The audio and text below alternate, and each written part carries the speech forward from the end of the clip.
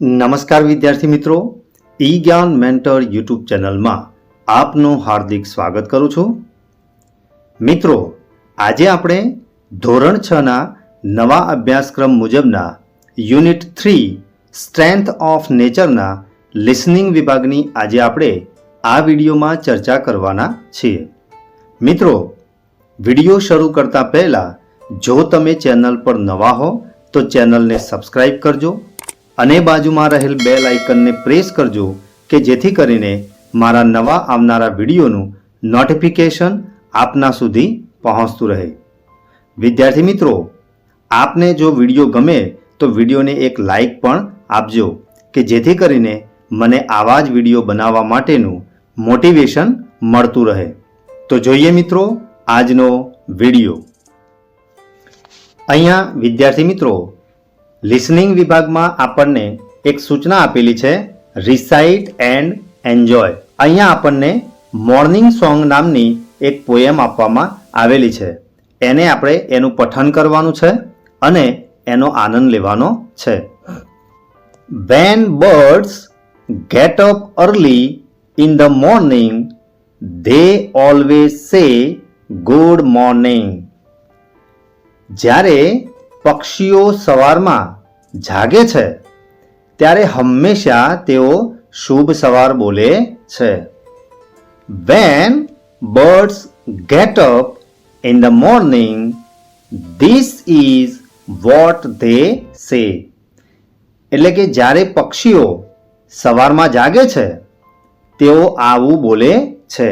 એટલે કે સવારમાં આપણને ગુડ મોર્નિંગ એટલે કે શુભ સવાર એવું બોલે છે. પરંતુ મિત્રો, અહીંયા કોઈ પણ પક્ષીને આપણા જેવી વાણી હોતી નથી, એટલે એ એમની ભાષામાં તેઓ ગુડ મોર્નિંગ કહેતા હોય છે. ચીર્પ ચીર્પ, ચીર્પ ચીર્પ, ચીર્પ ચીર્પ, ચીર્પ ચીર્પ એટલે કે ચીંચી ચીંચી, ચીંચી ચીંચી, ચીંચી ચીંચી. આવા પ્રકારે પક્ષીઓ સવારમાં બોલતા હોય છે. When birds get up in the morning, this is what they say. જ્યારે પક્ષીઓ સવારે ઉઠે છે તેઓ આવું બોલે છે. ત્યાર પછી નેક્સ્ટ જોઈએ. When dogs get up early in the morning, they always say good morning.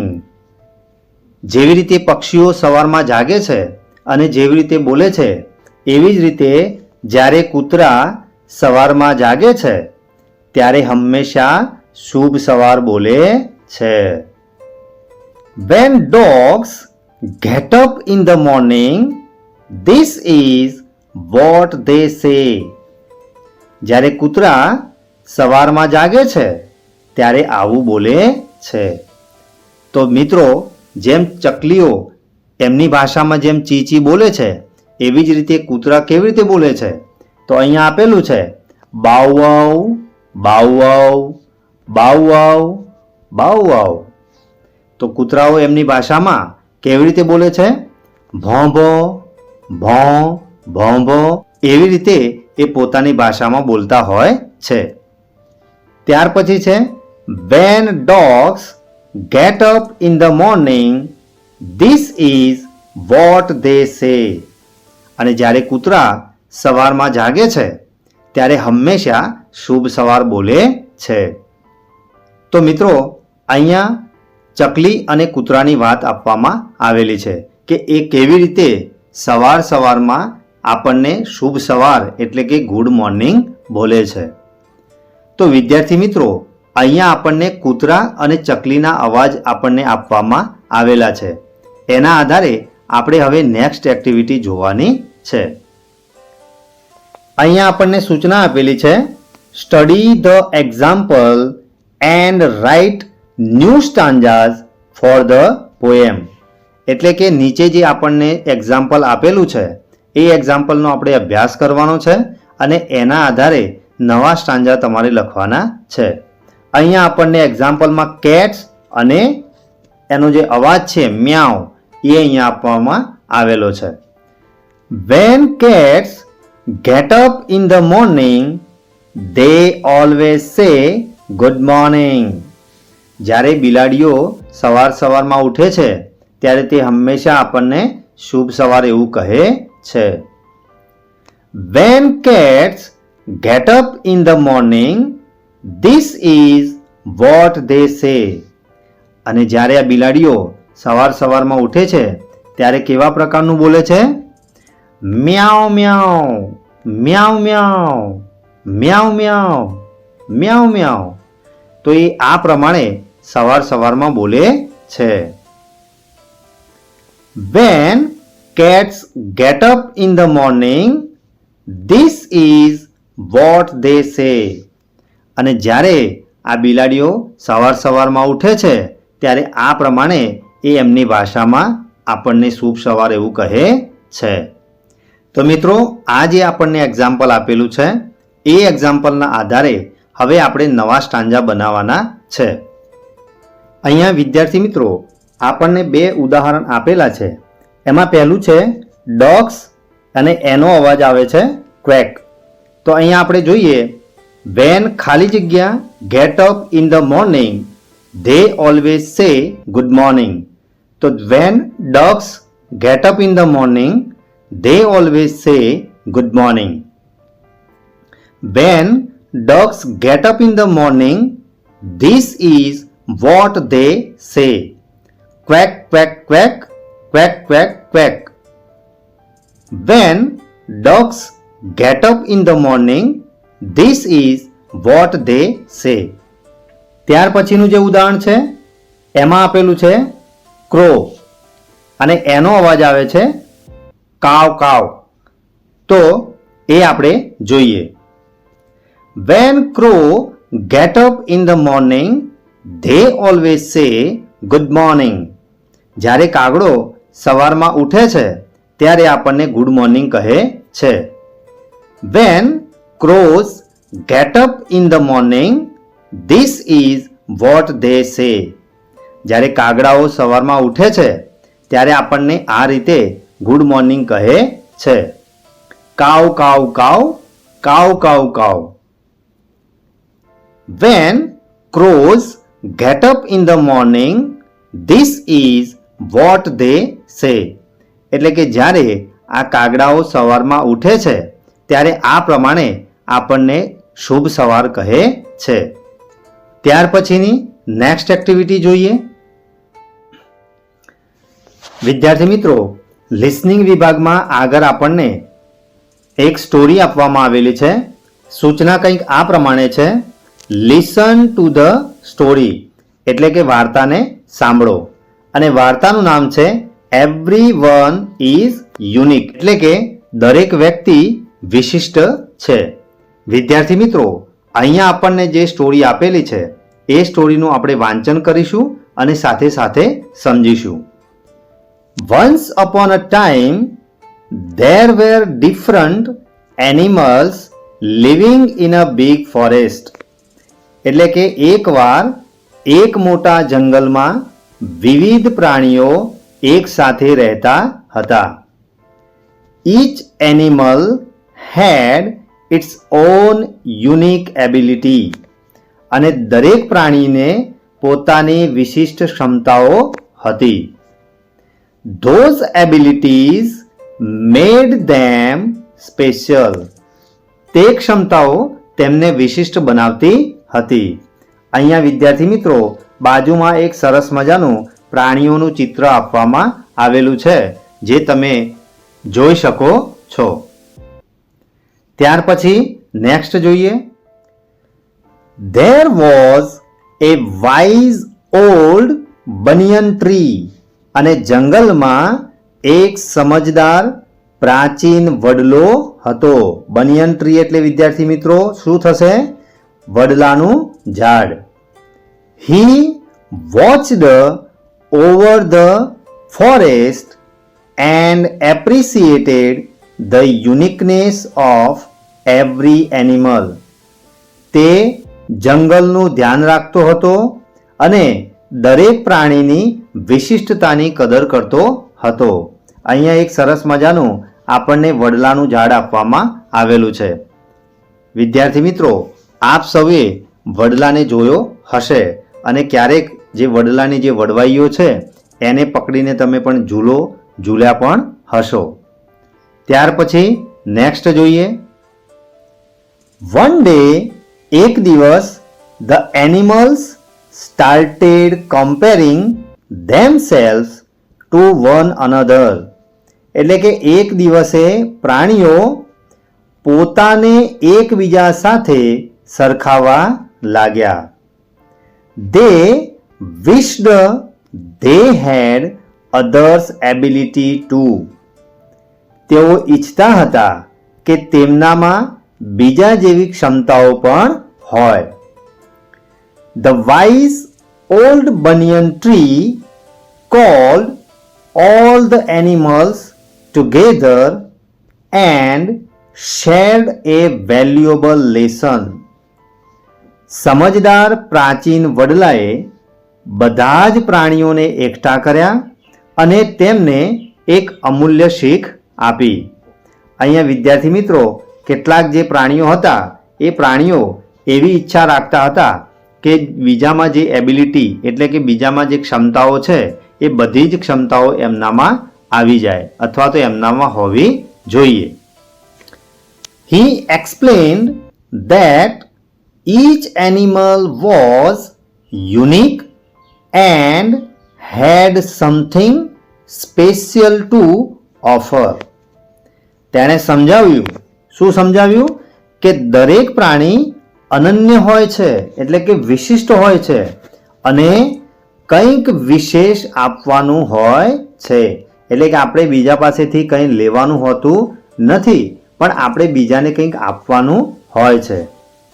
The birds could sing beautifully, the rabbits were fast, the squirrels were excellent climbers and the bees were hardworking. એટલે કે પક્ષીઓ સરસ ગાઈ શકે છે, સસલા ઝડપથી દોડી શકે છે, ખિસકોલીઓ ઉત્તમ રીતે ચઢી શકે છે અને મધમાખીઓ મહેનતુ હોય છે. એટલે કે વિદ્યાર્થી મિત્રો, વડલાએ દરેક જે પક્ષીઓ અને પ્રાણીઓ હતા એમને એમની જે વિશેષતા છે એ વિશેષતા વિશે એમને ભાન કરાવ્યું. The animals realized that their differences made the forest a diverse and wonderful place. બધા પ્રાણીઓને સમજાઈ ગયું કે તેમની વિવિધતાઓ જ જંગલને એક ભિન્ન અને અદ્ભુત સ્તર બનાવે છે. They understood that everyone's uniqueness added to the beauty of their community. તેમને સમજાયું, શું સમજાયું? કે દરેકની વિશિષ્ટતા તેમના સમૂહની સુંદરતામાં વધારો કરે છે. એટલે કે જંગલમાં રહેતા અલગ અલગ જે પ્રાણીઓ છે એ પ્રાણીઓમાં અલગ અલગ ક્ષમતાઓ હોય છે અને એ જ ક્ષમતાઓને લીધે આખું જે જંગલ છે એ વિવિધતાઓથી ભરાય છે. એ તેમને સૌને સમજમાં આવ્યું. From that day, the animals embraced their individuality and learned to celebrate each other's strength. તે દિવસથી બધા પ્રાણીઓએ પોતાનું વ્યક્તિત્વ સ્વીકાર્યું અને એકબીજાના વખાણ કરતા શીખ્યા. They lived harmoniously and started appreciating one another. તેઓ સંવાદિતા સાથે રહેવા લાગ્યા અને એકબીજાની કદર કરવા લાગ્યા. તો વિદ્યાર્થી મિત્રો, અહીંયા વડલાએ બધા જ પ્રાણીઓને એક શીખ આપી કે ભાઈ બધા જ જે પ્રાણીઓ છે એ પ્રાણીઓમાં કંઈક ને કંઈક વિશેષતા હોય છે અને એના લીધે જ તમારી એક અલગ આઈડેન્ટિટી એટલે કે તમારી ઓળખ હોય છે. એ બધા જ પ્રાણીઓએ સ્વીકાર્યું અને એકબીજાના વખાણ કરવાનું શરૂ કર્યું. everyone is unique in their own way, and that diversity makes the world a better place. દરેક પ્રાણી પોતાની રીતે અનન્ય હોય છે અને તે વિવિધતા વિશ્વને વધુ સારું બનાવે છે. એટલે કે વડલાએ એવું સમજાવ્યું કે ભાઈ દરેક જે પ્રાણી છે એ પ્રાણી પોતાની રીતે વિશિષ્ટ હોય છે, જેનું કમ્પેરિઝન આખી દુનિયામાં ક્યાંય થઈ શકે નહીં. અને આ જે વિવિધતા છે એ વિવિધતા હોવાના કારણે જ વિશ્વને વધુ સારું બનાવે છે. ત્યાર પછી નેક્સ્ટ એક્ટિવિટી જોઈએ. અહીંયા વિદ્યાર્થી મિત્રો આપણે જે સ્ટોરીનો અભ્યાસ કર્યો એ અભ્યાસના આધારે અહીંયા આપણને એક જોડકા આપેલા છે. એ જોડકાને આપણે એની સાથે બીને જોડવાના છે. તો સૂચના આપેલી છે મેચ એ વિથ બી, એટલે કે જે એમાં જે શબ્દો આપેલા છે એ શબ્દોને આપણે બીની સાથે જોડવાના છે. પહેલો શબ્દ છે બીઝ, એટલે કે મધમાખીઓ, અને એનું જોડાણ જે આપેલું છે એ એફ સાથે કરેલું છે, એટલે કે હાર્ડ વર્કિંગ. ત્યાર પછી બીજું છે ફોરેસ્ટ, તો ફોરેસ્ટમાં એની સાથે બીમાંથી આપણે યોગ્ય શબ્દ ગોઠવી અને એને અહીંયા આન્સરમાં લખવાનો છે. તો એ આપણે લખીશું સી. ત્યાર પછી ત્રીજો શબ્દ આપેલો છે એનિમલ્સ, તો એનિમલ્સની સાથે કયો શબ્દ આવશે? તો એ આવશે એ, તો એ છે ડિફરન્ટ. ચોથો શબ્દ છે બનિયન ટ્રી, એટલે કે વડલો, તો એનો ઓપ્શન આવશે બી વાઇઝ. ત્યાર પછી પાંચમા નંબરનો શબ્દ છે લેસન, તો એની સામે આપણે મૂકીશું ડી વેલ્યુએબલ. છેલ્લો શબ્દ છે સ્ક્વિરલ, તો એની સામે આપણે લખીશું ઈ ક્લાઇમ્બર્સ, એટલે કે જે ખિસકોલીઓ છે એ ચડવામાં ખૂબ જ માહેર હોય છે. ત્યાર પછી નેક્સ્ટ એક્ટિવિટી જોઈએ. આન્સર ધ ફોલોઈંગ ક્વેશ્ચન્સ, એટલે કે નીચેના પ્રશ્નોના જવાબ આપો. પહેલો પ્રશ્ન છે what did the animals start one day, એટલે કે એક દિવસે પ્રાણીઓએ શું શરૂ કર્યું? તો એનો જવાબ આવશે one day the animals started comparing themselves to one another, એટલે કે એક દિવસે બધા પ્રાણીઓએ એકબીજાને સરખાવવાનું શરૂ કર્યું. બીજો પ્રશ્ન છે what did the wise banyan tree explain to other animals, એટલે કે જે પેલો વડલો હતો બુદ્ધિશાળી એને બીજા જે પ્રાણીઓ હતા એમને કઈ રીતે એને સમજણ આપી? તો એનો જવાબ આવશે the wise banyan tree explain that each animal was unique and had something special to offer, એટલે કે દરેક પ્રાણીઓ વિશિષ્ટ છે અને એમનામાં કંઈક સ્પેશિયલ એટલે કે ખાસ કંઈક ને કંઈક પડેલું હોય છે. ત્રીજો પ્રશ્ન છે are your friends unique in their abilities, એટલે કે શું તમારા મિત્રોમાં કંઈક ખાસ પ્રકારની વિશેષતાઓ છે? તો આન્સર આવશે yes, my friends R unique in their abilities. મારા મિત્રો એ જે એમની જે ક્ષમતાઓ છે એમાં એ વિશિષ્ટ છે. ચોથો પ્રશ્ન છે so you compare your hand writing with your friends. Yes, I compare my hand writing with others, એટલે કે હું મારા જે અક્ષરો છે એને હું બીજાની સાથે કમ્પેર કરું છું. છેલ્લો પ્રશ્ન છે one of your friends write slowly would you tease him her, એટલે કે કોઈ તમારો કોઈ મિત્ર એવો છે કે જે લખવામાં ધીમો છે તો શું તમે એને ખીજવશો?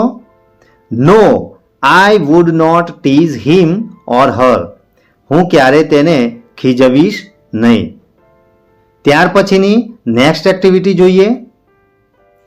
અહીંયા વિદ્યાર્થી મિત્રો ભાગ 4માં આપણને સૂચના આપેલી છે complete the table self studies, એટલે કે અહીંયા આપણને એક ટેબલ આપેલું છે એને આપણે પૂર્ણ કરવાનું છે, પરંતુ એ તમારે તમારી જાતે કરવાનું છે. અહીંયા શબ્દ લખેલો છે સેલ્ફ સ્ટડી, તો અહીંયા આપણને શબ્દો આપેલા છે ગુડ હેન્ડ રાઇટિંગ, સારા અક્ષરો. જમ્પ હાઈ એટલે કે ઊંચો કૂદકો. જમ્પ લોંગ, લાંબો કૂદકો. સિંગ બેટર એટલે કે સારી રીતે ગાવું. Take part in elocution competition એટલે કે વક્તૃત્વ સ્પર્ધામાં ભાગ લેવો. તો અહીંયા આપણને એક કોઠો આપેલો છે, એમાં તમારે સૌથી પહેલાં આપેલું છે યોર ફ્રેન્ડ્સ નેમ એટલે કે અહીંયા નીચે તમારે તમારા મિત્રોના નામ લખવાના છે અને એની સામે આપેલું છે સ્કિલ એન્ડ ક્વોલિટી. કઈ સ્કિલ છે અને એમનામાં કઈ ક્વોલિટી છે, વિશેષતા છે, એ તમારે અહીંયા લખવાની છે. તો અહીંયા વિદ્યાર્થી મિત્રો આ કોઠામાં મેં મારી રીતે કેટલાક વિદ્યાર્થીઓના નામ લખેલા છે અને એની સામે જે આપણને કૌંસમાં જે શબ્દો આપેલા હતા એ શબ્દોની મદદથી મેં અહીંયા એમની સામે એમની જે સ્કિલ અને ક્વોલિટી જે છે એ અહીંયા લખેલી છે. અહીંયા પહેલું જે ફ્રેન્ડ છે એનું નામ છે જીનલ અને એની સામે મેં લખ્યું છે ગુડ હેન્ડ રાઇટિંગ. ત્યાર પછી મહેશ છે, તો એની સામે મેં લખ્યું છે જમ્પ હાઈ.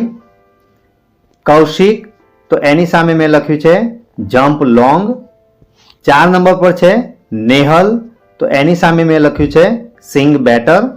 અને છેલ્લું છે દિવ્યરાજ, તો એનામાં લખ્યું છે take part in elocution competition. તો વિદ્યાર્થી મિત્રો તમારે પણ તમારા મિત્રોના નામ અહીંયા આ કોઠામાં લખવાના છે અને એમની કઈ સ્કિલ છે એ એની સામે તમારે લખવાની છે. વિદ્યાર્થી મિત્રો આજે આપણે લિસનિંગ વિભાગમાં એક પોએમ અને સ્ટોરીની ચર્ચા કરી અને એને અનુરૂપ આપણે જે કંઈ પણ એક્ટિવિટીઝ આપેલી હતી એની પણ આપણે પૂર્ણ કરી. તો આશા રાખીશ કે તમને આજે આપણે જે ચલાવેલ લિસનિંગ વિભાગમાં સંપૂર્ણ ખ્યાલ આવ્યો હશે. જો તમને આ વિડીયો ગમ્યો હોય તો વિડીયોને લાઈક કરજો અને શેર કરવાનું ભૂલતા નહીં. ફરી મળીશું આવા જ ઇન્ટરેસ્ટિંગ ટોપિક સાથે. ધન્યવાદ.